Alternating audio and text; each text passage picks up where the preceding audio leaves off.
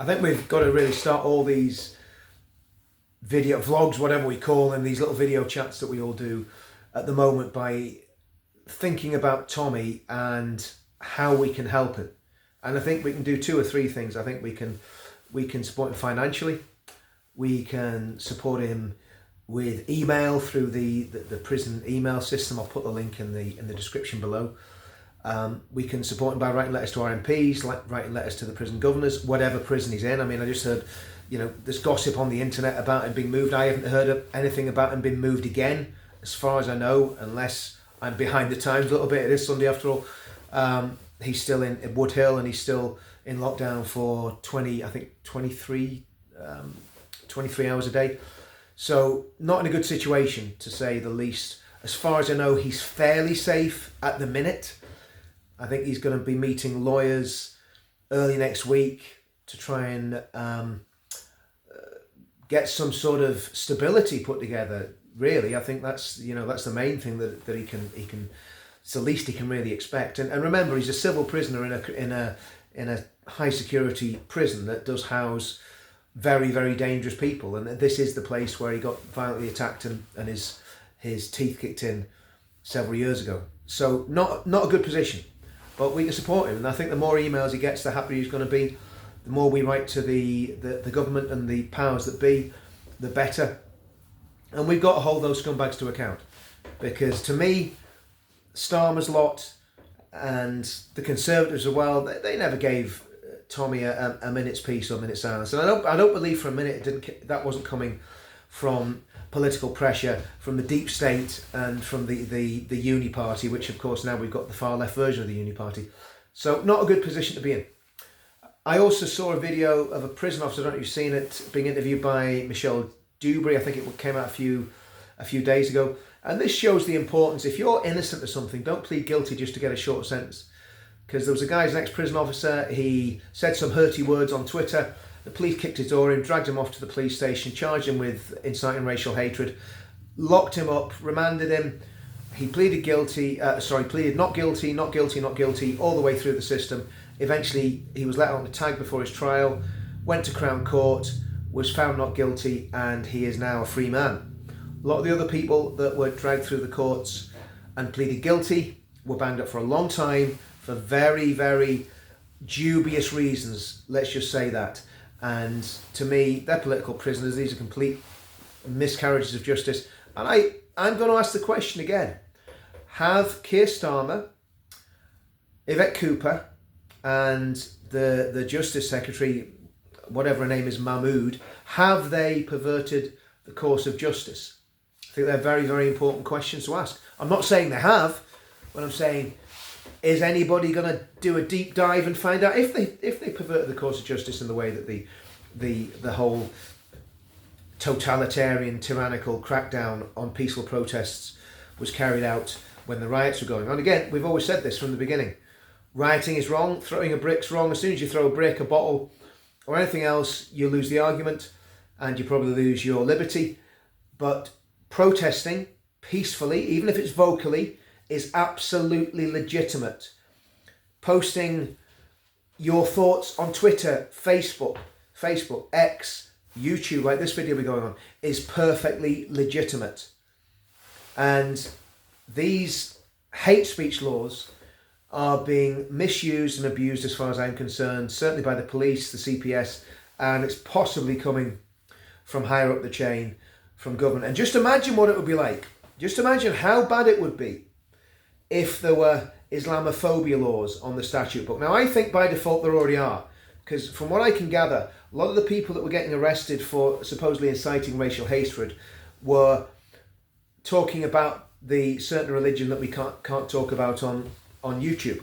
That's what I'm led to believe. And for that, they were basically arrested, charged, put in the system. Obviously, some of them went guilty, some of them went not guilty. But the message is, if they're trying to get you on hate speech and you know you haven't done it, don't plead guilty. If they're trying to get you for violent disorder and you haven't been violent and you haven't been disorderly, don't plead guilty.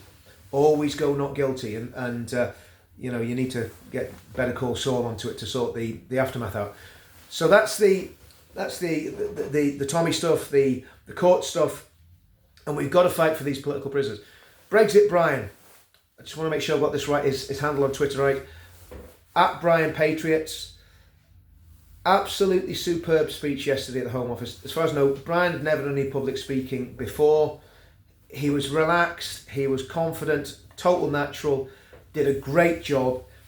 Just want to encourage you, Brian. That was absolutely superb. And another guy I want to give a shout out to, again, I'm not sure what his handle is on YouTube. I think he does YouTube and Twitter, is Freedom Dad.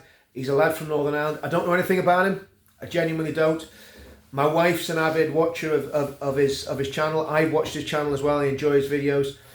But he's going to become a dad for the first time, I think, on Monday. And I think he's in his late 40s, so he's not a spring chicken. And him and his partner are gonna have a baby. And Freedom Dad, we just wish you and Katie all the best for that. Hope everything goes perfectly and you have a fit and healthy young child to look after and keep you awake at night and all the rest of the stuff that happens. Man, it was bad enough in my 20s and 30s. Doing it in your 50s or 40s or whatever you are, fair play to you. But yeah, it's great news. So another thing I want to talk about, and it's a personal bugbear of mine. I am a bit annoyed with myself because a few weeks ago, I'm not going to go into what it was about. I kind of got dragged into the melee of a social media spat, and I try and avoid those.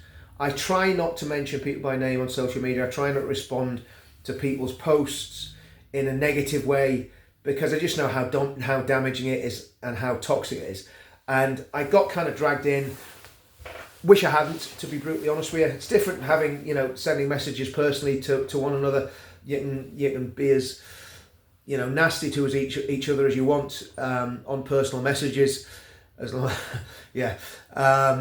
But when it goes out onto the wider internet, it's a mistake, and I regret that. And also, I found myself on the wrong end of it as well recently. So, I think what I want to do in this video is just appeal for people to, and this is going to sound very soppy, and you're going to go, "Oh my goodness, Rich has really lost the plot here." But to love each other in our movement, and I don't mean that in any romantic way or any sloppy way. I mean in the way of a brotherly love and a sisterly love, where you actually care for the people around you, and instead of actually digging them out and making them look bad, you're actually trying to build them up and encourage them. And I was really, I thought about, the sort of little spat I got into, and look, I believe I was in the right, to be honest with you, but I didn't have to say it. I could have kept my mouth shut and said nothing. And I think there's a lot in that. And then again, I found myself on the wrong end of a similar sort of thing. And again, without sounding too arrogant, I think people were lying about me and what they said wasn't true. But at the end of the day, all of that sort of stuff is unhelpful. It's not building up the movement. It's not going to win the country back. It's childish. It's silly. And I'm, like I say, I'm guilty of it. I'm guilty of getting involved in a public spat about something that I should have just kept quiet about.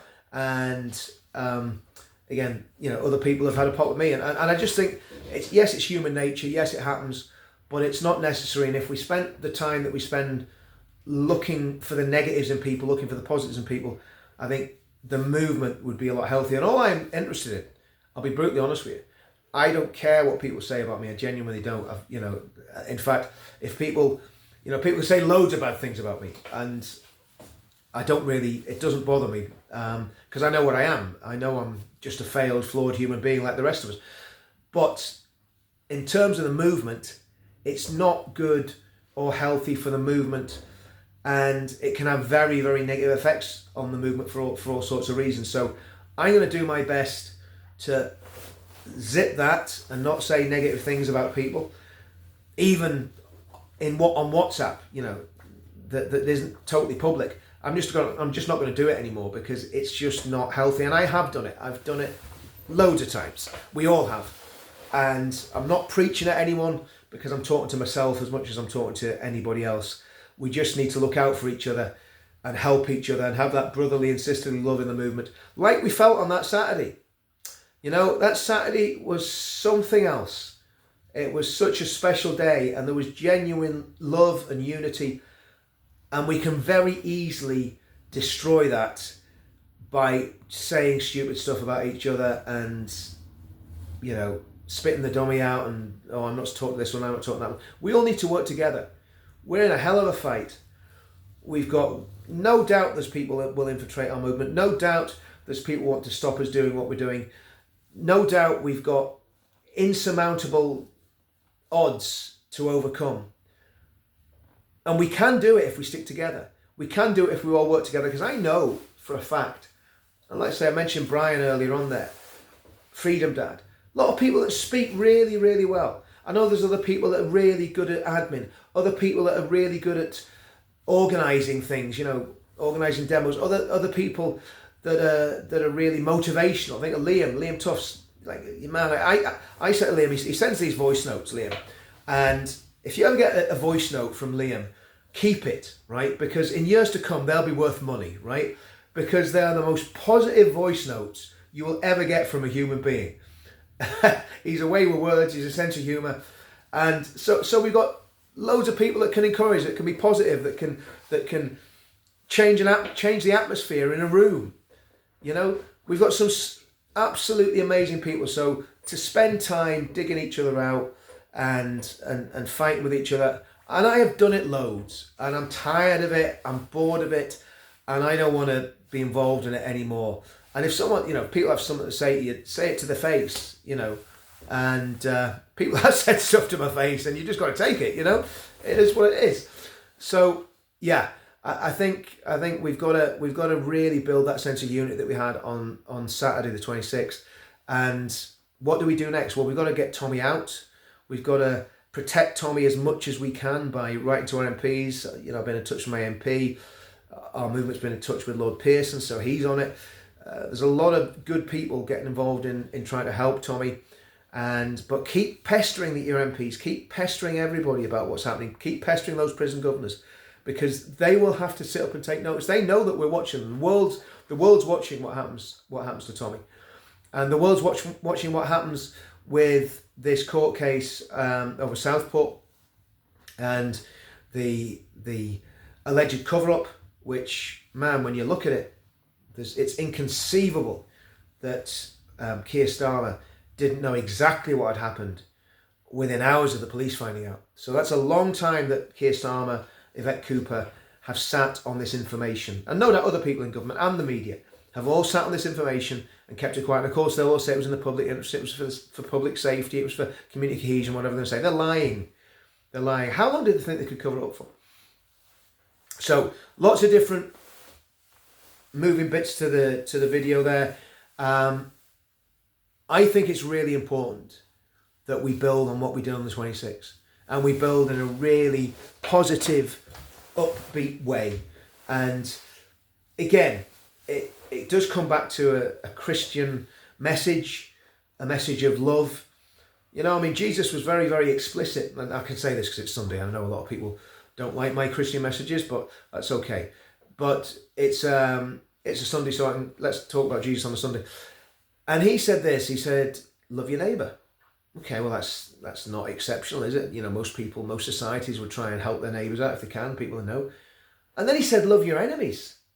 And he talked about these two mortal enemies that found themselves in a difficult situation, and the Samaritan, it'd be almost like a Jew and a Palestinian. You know, the Samaritan probably been the Palestinian, and the Palestinian finds this Jewish guy really battered and beaten up, and he helps him, and he keeps him alive, and he loves him.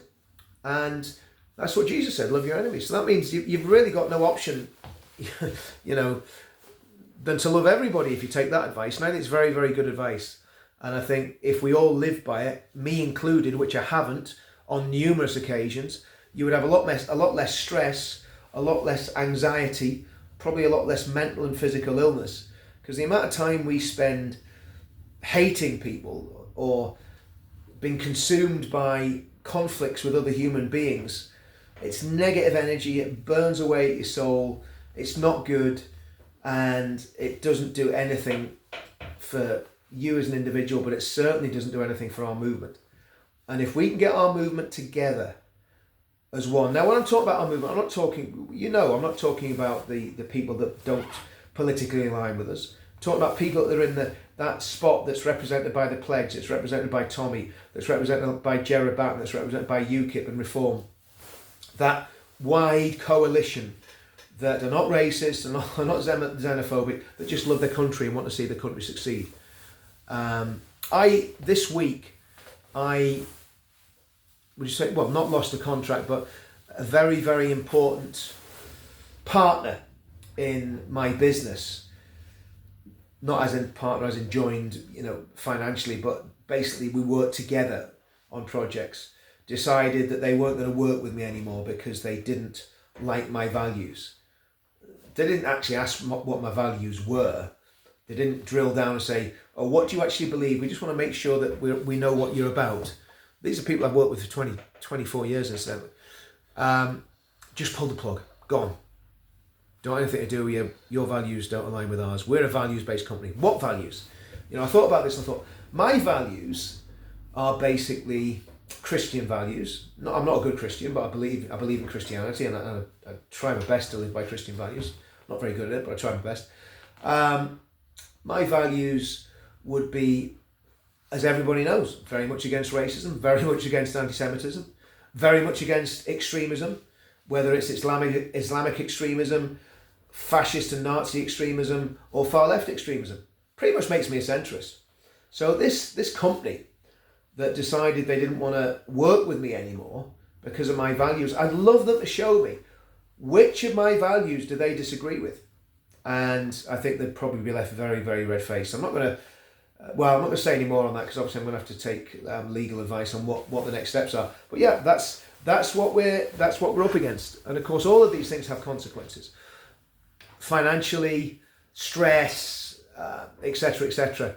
But again, if we just continue on, and if I continue on in the vein of saying, I'm going to love my enemies, I'm going to do the right thing, and do you know what? That's how we're going to win this country back. The only way to win this country back peacefully is through love. And that doesn't mean we're sloppy and we don't do all the things that need to be done. Like, getting people out of the country that have come here illegally and shouldn't be here. I still believe in that 1,000,000%. But everything we do, if we do it as if we were doing it to a brother or a sister, then it makes the world a lot better place and a lot easier place to live in. And again, I get back to it. This country is a Christian country, built on Christian values and Christian law. A lot of the laws on the statute book, pretty much straight out of the Old Testament, if the truth be told, and the New Testament. So we've got to stand for each other. We've got to stand with each other, and we've got to put negativity, infighting, backbiting, and I'm speaking to myself because I've been guilty of it. I've done and said things that have been bang out of order on numerous occasions. Hands up, I'm guilty. But we've got to change, and we've got to do it fairly quickly because the clock's ticking, and we need to do this right. And if we're constantly, if people that are trying to do stuff and achieve stuff are constantly pulling knives out of the back, it makes it very difficult to do what you want to do and achieve what you want to achieve. So that's my appeal. Stop the backbiting, infighting, social media spats, me included on that one. Stop the whispering, the chattering and the gossiping, and just get on with it. And let's just get this done. We've got a massive opportunity here. We've got thousands of people joining the movement. Yep, some of them may be infiltrators, but the vast majority are just good, decent, working class Brits that want to make a difference. And we've got to find those people who are absolute diamonds, they're absolute gems, and will make a massive difference to what the country's doing. We've got to find who those people are, and we've got to encourage them and help them and get them to stand with us so that we can make a massive difference and we can win the country back. See you all soon.